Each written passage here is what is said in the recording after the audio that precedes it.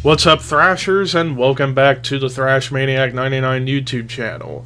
Check out my Robbie Gordon Stadium Super Truck shirt. Bask in its glory. You probably couldn't see the back very well, but first time, yesterday I wore this shirt, and I'm wearing it today again, because why the hell not? But I'm not here to talk about that. We are back with the Mosh Pit reviews, where I review metal albums of 2019. Now, before anyone says anything, I get it, the show is themed after mosh pits and stuff like that, but it's just a name. It doesn't really mean what kind of metal albums I end up reviewing. I listen to most metal, even though there's some subgenres I'm not that familiar with, like folk metal, for example, but it's just a name, guys. It doesn't dictate what kind of albums I review or listen to. So I want to clear that misconception up, because I had a problem with this when I did the Tool review, and I just thought, I don't know. But nonetheless, so today, September 27th, is a bit of a strange date in the history of metal, and it's mostly because back in '86, Cliff Burton of Metallica passed away in a tragic bus accident in Sweden.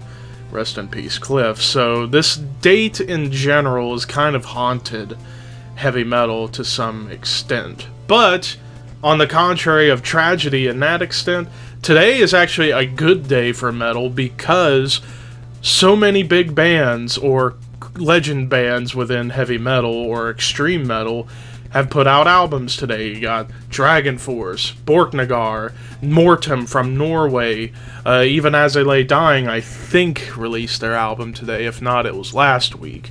But the one that I'm reviewing today on video, I will be reviewing Borknagar on Twitter later today, so keep an eye out on that on Twitter. Go follow me at ThrashManiac99 on Twitter to see the Borknagar review, written one. But here, I am reviewing the biggest of the bunch, and it's from one of my all-time favorite bands, Opeth, In Cauda Venenum, I believe is how you pronounce it. If not, I apologize sincerely.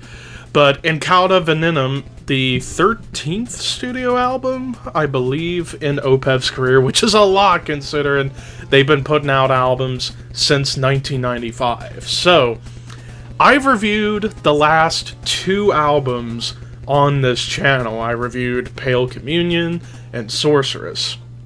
Now, this is the fourth album in a row with Opeth going into the more progressive rock terrain of their sound.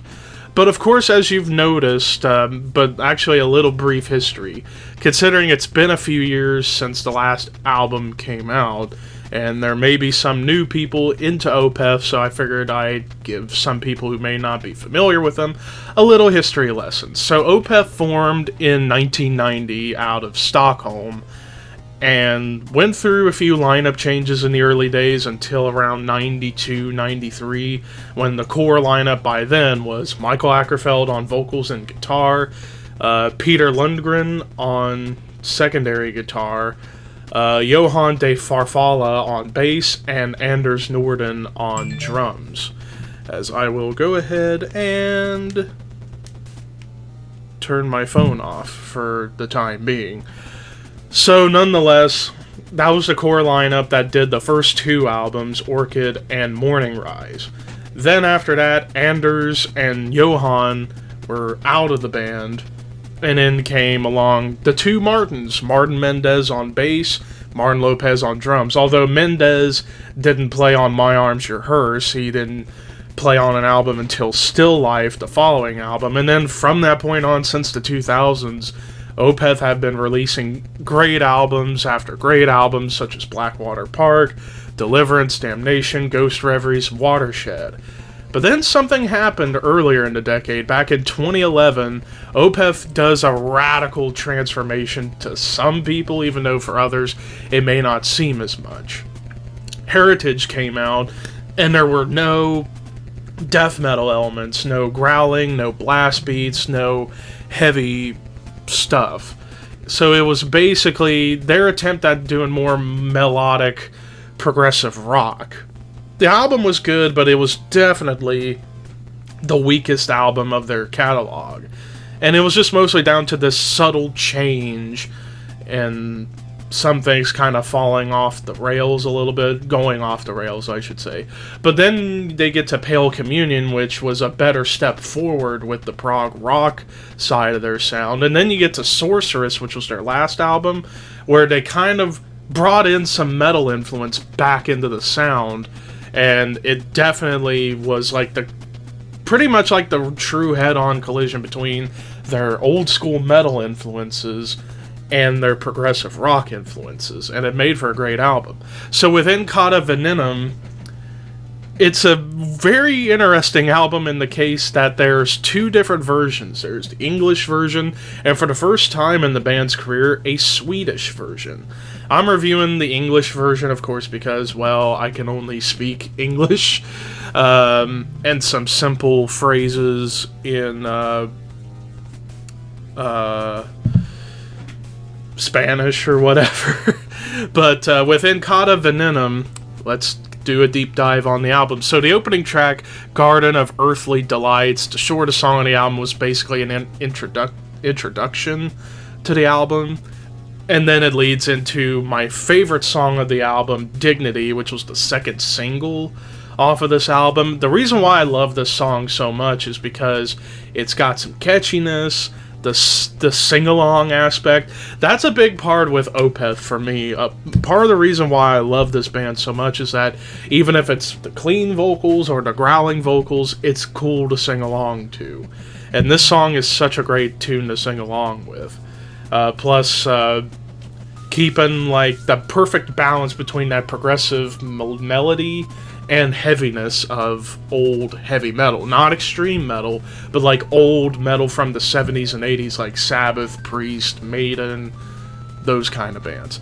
Heart in Hand, the following track, which was one of the longest songs of the album at 8.5 minutes, which was the first single, goes through a lot of experimental phases. It goes, like I said, to heaviness, to melodies, to acoustic stuff, Mellotron stuff. Then again, that's very much a theme with this album. It's all, they really went out with the experimentation on this particular album, which I find really, really cool. And speaking of experimentation, that leads us to the track Next of Kin, which was probably the heaviest song of the album. Like that detuned guitar sound that harkens back to the days of Blackwater Park, Ghost Reveries, as far as the guitar tone, or the tuning at least. And it felt like a prog doom metal song because it was very slow, very moody, very atmospheric, depressing even at times. And it was a good 7-minute track that you can't ignore. Love Horn Crime, kind of keeping the melody going. Charlatan, which was the second shortest song of the album at 5.5 minutes, keeping that balance going strong. Same with tracks like Universal Truth and the Garroter or the Garroter.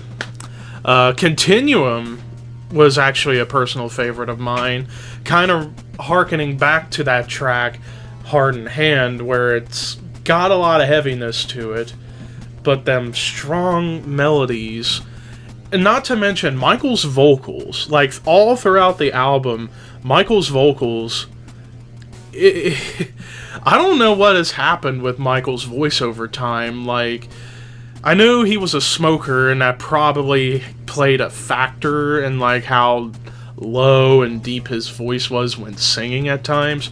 But here on this album, if you ask me, this is probably Michael Ackerfeld's best vocal performance, clean vocal-wise. Because he's able to do more high notes.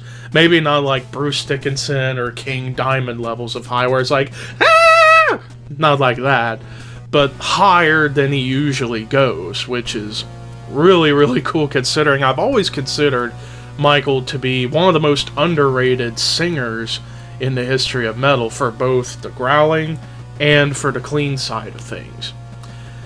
And it all leads to the final track, All Things Will Pass, which was only a few seconds longer than Heart in Hand. And wow, you want to talk about an emotional roller coaster of an ending? Wow. I also love how it ends where it just continues with the melodies.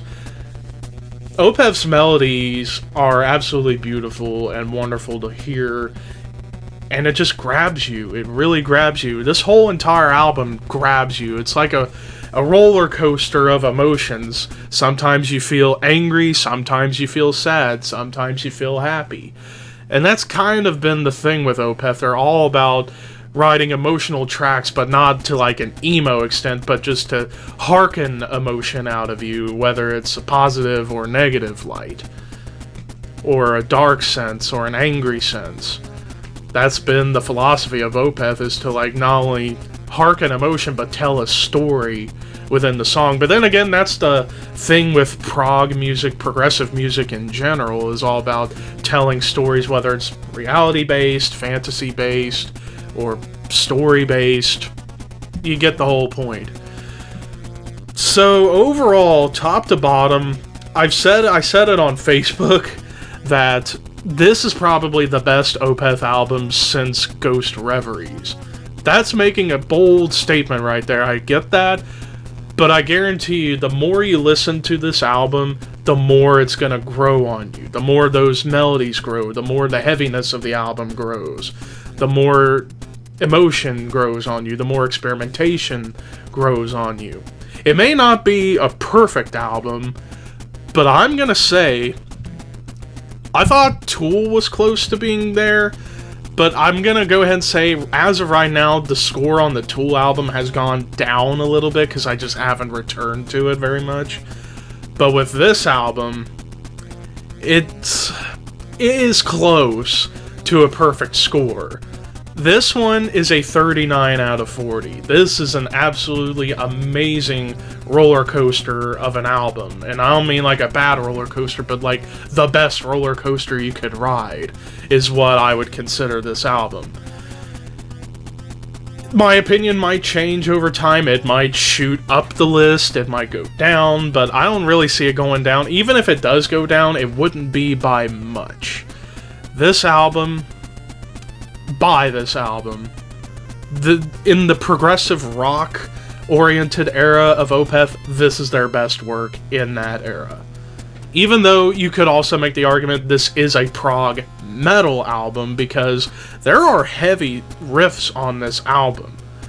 There are heavy fucking riffs on this album. Hell, I forgot to mention too with the track Charlatan, I believe it was Charlatan, where the bass had like this extra thick string to it that sounded really, really heavy, and I almost thought it was djenty, but it wasn't. It was just an extra thick bass string. So that pretty much does it for my review of In Cauda Venenum by Opeth. What do you guys think of this album? Let me know in the comments below. Geez, there's so many albums that came out today, and I'm gonna have to listen to and review later. Borknagar's coming on Twitter later today. I'll be checking that album out. Dragon Force, I'm not sure. Mortem, I'm not sure. As I Lay Dying, I'm not sure. We'll see what happens. But anyways, thank you for watching. Peace out, and I will see you soon.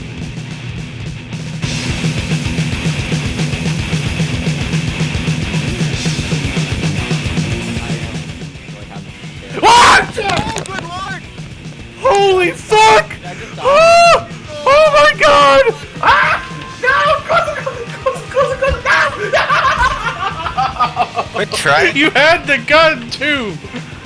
Oh shoot, I forgot. Oh, you're my test, oh god. Ow! Oh my goodness! Holy. Somebody What shot just happened to Carson? Somebody shot or I face planted a freaking container.